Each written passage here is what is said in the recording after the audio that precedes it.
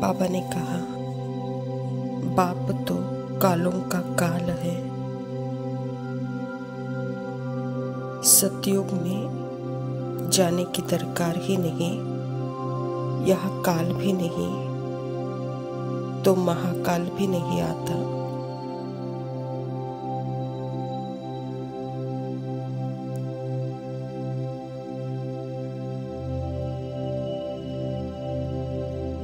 यह बहुत इम्पोर्टेंट है। बाबा ने बोला है कि यह खेल है ही पवित्रता का और अपवित्रता का।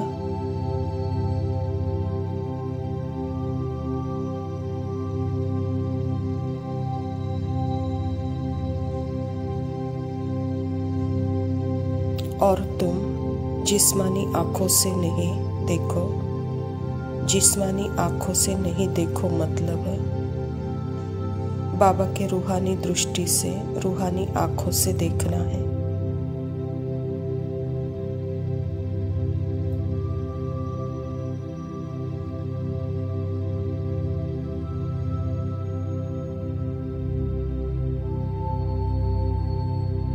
मैं निराकार आत्मा।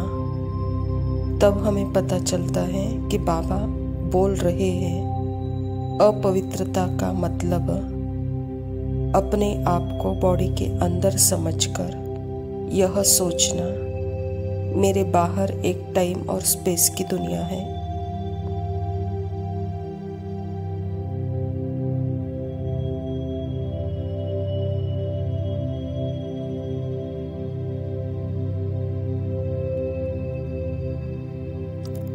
अब यह बाबा ने हमें समझाया है। इस समझ से बाबा ने टाइम के कॉन्सेप्ट को खत्म किया है।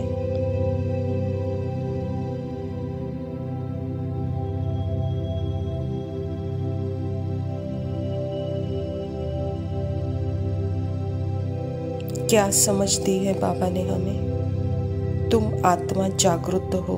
देखो, जब तुम आत्मा कॉन्शियस सो रही थी तब तुम अपने आप को अपने स्वप्न में जो ड्रीम कैरेक्टर है उसका पास्ट और उसका फ्यूचर है,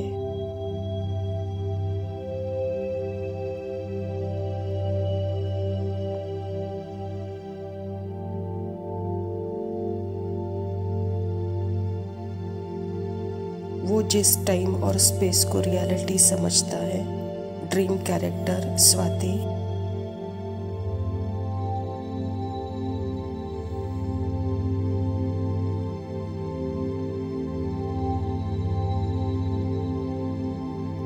आत्मा कॉन्शियस है और स्वाति ड्रीम कैरेक्टर है।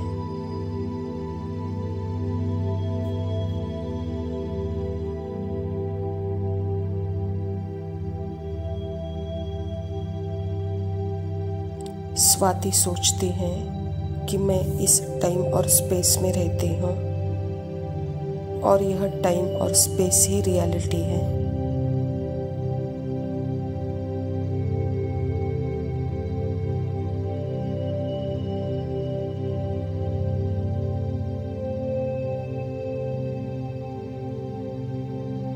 मैं आंखें बंद करती हूँ तब यह टाइम स्पेस मेरे लिए जैसे थोड़ी देर के लिए वह खत्म हो जाता है।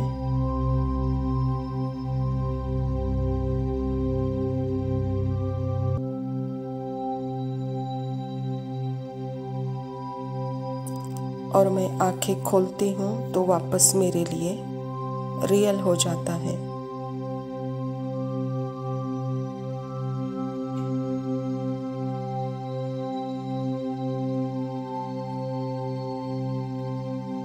मतलब मैं आत्मा भ्रुकुटी में बैठी हूँ, फॉरहेड में बैठी हूँ। और जब हम यह अगर देखते हैं तो क्या ये कॉन्शियसनेस है?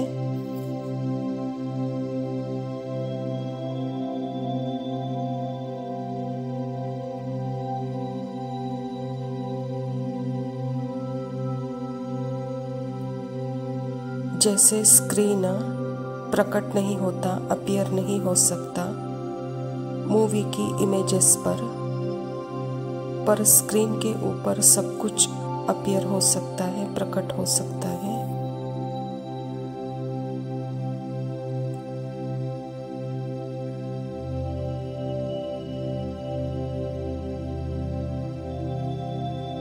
ऐसे ही कॉन्शियसनेस के अंदर सब प्रकट अपीयर हो सकता है। स्वाति की दुनिया, टाइम और स्पेस का कॉन्सेप्ट,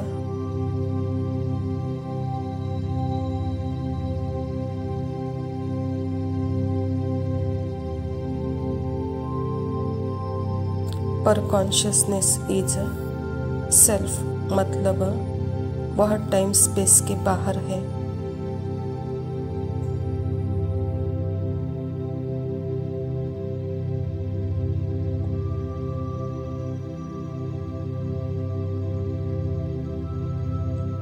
जो स्वाति के लिए रियलिटी है, टाइम और स्पेस का कॉन्सेप्ट, वह आत्मा के लिए नहीं है, क्योंकि वो तो सब आत्मा के अंदर है।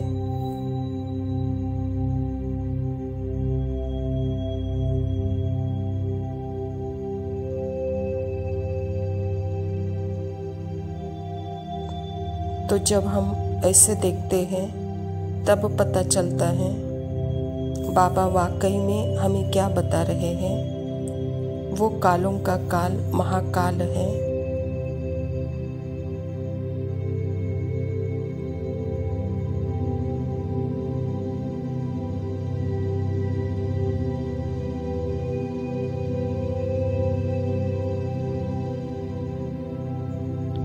समय से परे यानी समय की मृत्यु, यह मीनिंग है महाकाल का, जो समय से परे है, क्योंकि टाइम का कॉन्सेप्ट नहीं है।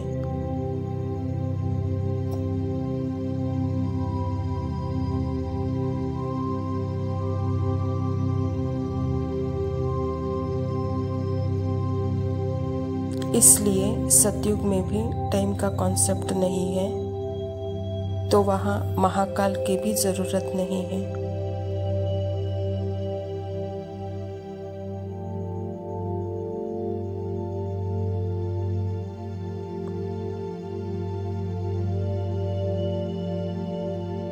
और यह अनुभव कोई फ्यूचर में होने वाला नहीं है।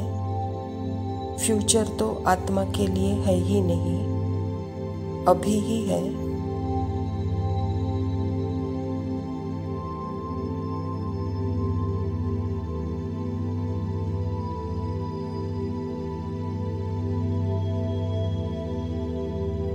तो जो कुछ भी सत्य है वह अभी है।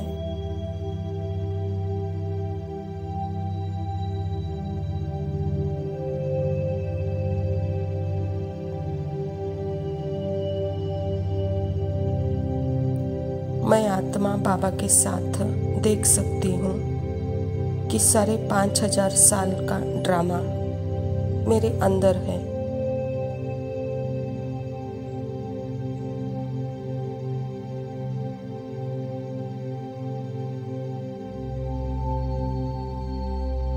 यह 5,000 साल का,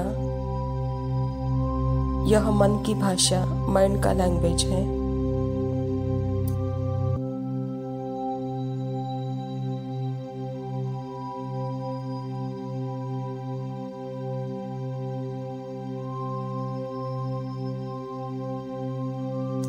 पर फिर इसको जरूर मैंने माइंड का स्वरूप बनकर टाइम और स्पेस के कॉन्सेप्ट से प्ले किया है।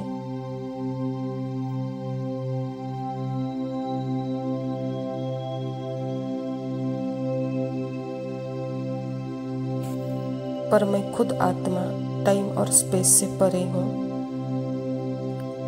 यह जब सत्य पता चलता है तो बाबा ने जैसे हमें यह सत्य दिखा दिया है, कालों का काल महाकाल, क्योंकि ना वर्तमान, न भूतकाल, न भविष्य काल, यह तीनों ही काल मेरे अंदर है।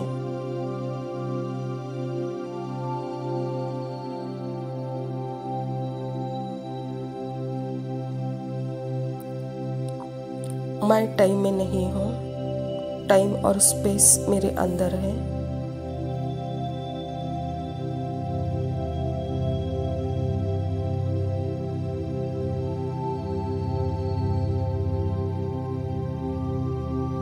इसीलिए कालों का काल मतलब वर्तमान काल, भूतकाल, भविष्य काल, यह तीनों ही काल से परे मैं आत्मा त्रिकालदर्शी,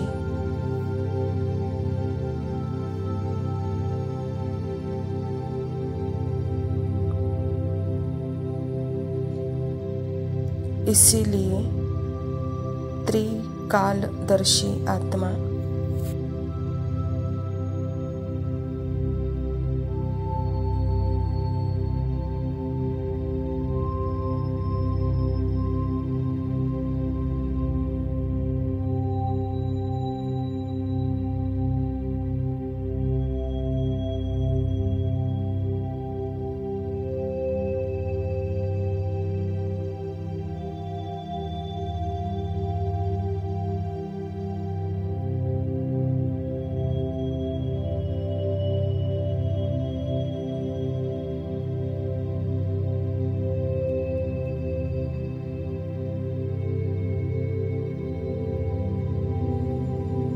ओम शांति। प्रातः मुरली। बाप दादा मधुबन। मीठे बच्चे, तुम्हें संगम पर सेवा करके गायन लायक बनना है, फिर भविष्य में पुरुषोत्तम बनने से तुम पूजा लायक बन जाएंगे। स्वयं परमपिता परमात्मा शिव बाबा प्रजापिता ब्रह्मा के तन में आकर के यह ईश्वरीय विश्वविद्यालय की स्थापना की है और हम बच्चों को सर्वश्रेष्ठ ज्ञान देकर, तो बाबा कहता है कि बच्चे यहाँ संगम पर आपको गायन योग्य बनना, अर्थात लायक बनना है, और भविष्य में पुरुषोत्तम बनने से तुम पूजा लायक बन जाएंगे, कहता बाबा। प्रश्न है, कौन सी बीमारी जड़ से समाप्त हो तब बाप की दिल पर चढ़ेंगे? उत्तर है, देह अभिमान की बीमारी। इसी देह अभिमान के कारण सभी विकारों ने महारोगी बनाया है। यह देह अभिमान समाप्त हो जाए तो बाप के दिल पर चढ़ो। दिल पर चढ़ना तो विशाल बुद्धि बनो, ज्ञान चिता पर बैठो, रूहानी सेवा में लग जाओ और वाणी चलाने के साथ साथ बाप को अच्छी रीति याद करो। परमात्मा पिता कहता है कि बच्चे, मेरे दिल पर चढ़ना है तो यहाँ आपकी स्थिति मेरे समान बनानी होगी, अर्थात देह से परे देही अभिमानी स्थिति बनानी होगी। अर्थात मैं जो हूँ वह कॉन्शियसनेस ही जैसे परमात्मा के साथ कंबाइंड का अनुभव कराता है, यहाँ सर्व रोग से मुक्त का अनुभव कराता है। तो बाबा भी कहता है कि बच्चे, जो देह अभिमान, जो विकारों का जड़ है, जिससे आप महारोगी बने हो, अभी उससे मुक्त होना है तो सदा ही देही अभिमानी स्थिति में रहो, तो यह जैसे रोग, महारोग समाप्त हो जाएगा। और परमात्मा के दिल पर चढ़ना है तो विशाल बुद्धि बनो। दूरांदेशी विशाल बुद्धि अर्थात दूर की सोचो। दूर का भाग्य अगर आपको बनाना है तो अभी से ही जैसे ज्ञान चिता पर चढ़ो और रूहानी सेवा में लग जाओ और वाणी के साथ साथ बाप को अच्छी रीति याद करो, कहता बाबा। धारणा के लिए मुख्य सार है, पहला पॉइंट है, समझदार बन, माया के तूफानों से कभी हार नहीं खाना है। आंखें धोखा देती है, इसीलिए अपनी संभाल करनी है। कोई भी विकारी बातें इन कानों से नहीं सुननी है। अगर मैं आत्मा स्मृति में हूँ तो जैसे समझदार हूँ, तो बाबा कहता बच्चे, समझदार को एक इशारा काफी है। और यह माया के तूफान कोई बाहर नहीं है, यह माया के तूफान ही मेरे अंदर ही है, जो संकल्पों के द्वारा, फीलिंग के द्वारा, इमोशन, सेंसेशन के द्वारा, जो कि मेरा पार्ट है, जो कि मेरा सेपरेट सेल्फ है, अगर मैं उसमें फंस जाती हूँ, उसका स्वरूप बन जाती हूँ, तो वहाँ जैसे माया के तूफानों में हार खाती हूँ, वहाँ देह अभिमान में आती हूँ, तो जैसे धोखा खाती हूँ। इसीलिए इन विकारों से मुक्त होना है तो अपने स्वस्थिति में रहेंगे। तो जैसे बाबा कहता है कर्मेंद्रियों के ऊपर हमारा संपूर्ण कंट्रोल होगा। दूसरा पॉइंट है, अपने दिल से पूछना है कि हम कितनों को आप समान बनाते हैं। मास्टर पतित पावनी बन सबको पावन राज राजेश्वरी बनाने की सेवा कर रहे हैं। हमारे में कोई अवगुण तो नहीं है, दैवी गुण कहाँ तक धारण किए हैं। बाबा कहता बच्चे अपने दिल से पूछो कि यह ज्ञान स्वयं आपने कितना धारण किया। उसका रिजल्ट ही है अनेकों की सेवा। फिर सहज ही वहाँ अनेकों को आप समान बनाने की सेवा कर पाएंगे। अर्थात जब आप खुद मास्टर पतित पावनी बनेंगे, राज राजेश्वरी बनेंगे, तो दूसरों की भी सेवा करेंगे। अगर हमारे में अवगुण है तो बाबा कहता दैवी गुण कैसे धारण करेंगे। कहता बाबा वरदान है, हर संकल्प व कर्म को श्रेष्ठ और सफल बनाने वाले ज्ञान स्वरूप समझदार भव। जो ज्ञान स्वरूप समझदार बनकर जो भी संकल्प व कर्म करते हैं वे सफलता मूर्त बनते हैं। इसी का यादगार भक्ति मार्ग में कार्य प्रारंभ करते समय स्वस्तिका निकालते हैं व गणेश को नमन करते हैं। यह स्वस्तिका स्वस्थिति में स्थित होने का और गणेश नॉलेजफुल स्थिति का सूचक है। आप बच्चे जब स्वयं नॉलेजफुल बन हर संकल्प व कर्म करते हो तो सहज सफलता का अनुभव होता है। बाबा हम बच्चों को श्रुति का ज्ञान देकर चारों युगों का जो सर्वश्रेष्ठ समय है संगम अर्थात ही एक सेकंड में आत्मा जब मैं अपने स्वस्थिति में आती हूँ तो जैसे चारों युगों का ज्ञान मेरे सामने है और वह मेरे अंदर ही है। तो बाबा कहता बच्चे यह चारों युगों को जैसे आपने क्या बना दिया, पॉइंट बना दिया। पॉइंट की स्थिति में आप स्थित हो गए और गणेश अर्थात ही अपने कर्मेंद्रियों का मालिक समझदार समझ करके हर कर्मेंद्रियों का सही उपयोग करने वाला, हर संकल्प और कर्म में सफलता को प्राप्त करने वाला। इसीलिए गणेश को कहते हैं नॉलेजफुल, विद्या का देवता।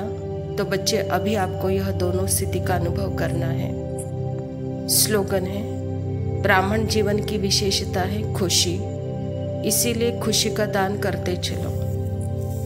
बाबा कहता है यह खुशी का दान कितना करेंगे उतना आपको खुशी बढ़ेगी। अच्छा मीठे मीठे सिकिलदे बच्चों प्रति माता पिता बाप दादा का याद प्यार और गुड मॉर्निंग। रूहानी बच्चों को नमस्ते। हम रूहानी बच्चों की कितनी रूहानी माता पिता बाप और दादा को नशे याद में प्यार और उड़ते नमस्ते। थे। लव यू बाबा, शुक्रिया। अब उस नशे और खुशी को याद कर ही रह जाते हैं। जाने कहाँ गए वो दिन जब पहली बार मधुबन आए थे, तो ऐसा लगा कि मानो स्वर्ग में आ गए हैं। सब सुख अनुभव करते ऐसा लगा कि सुखों के सागर में समा गए हैं। जाने कहाँ गए वो दिन, जाने कहाँ गए वो दिन।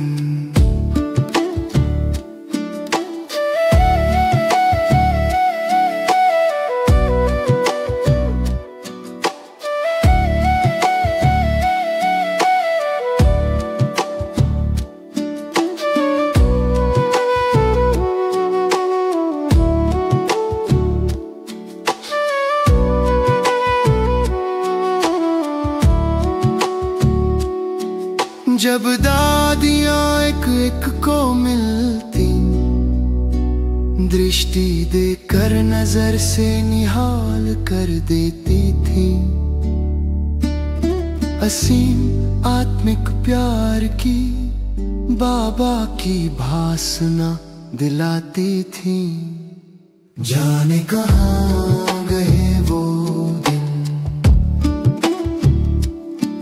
जब डाइनिंग हॉल में दादियाँ माखन मानी खिलाती थी और बाबा की अनुभूति कराकर ईश्वरीय परिवार की भासना दिलाती थी। जाने कहाँ गए वो दिन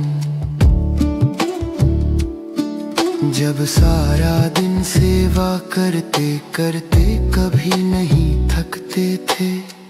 बाबा करा रहा है, चला रहा है, शक्ति भरोड़ा रहा है, ऐसा अनुभव करते थे। जाने कहाँ गए वो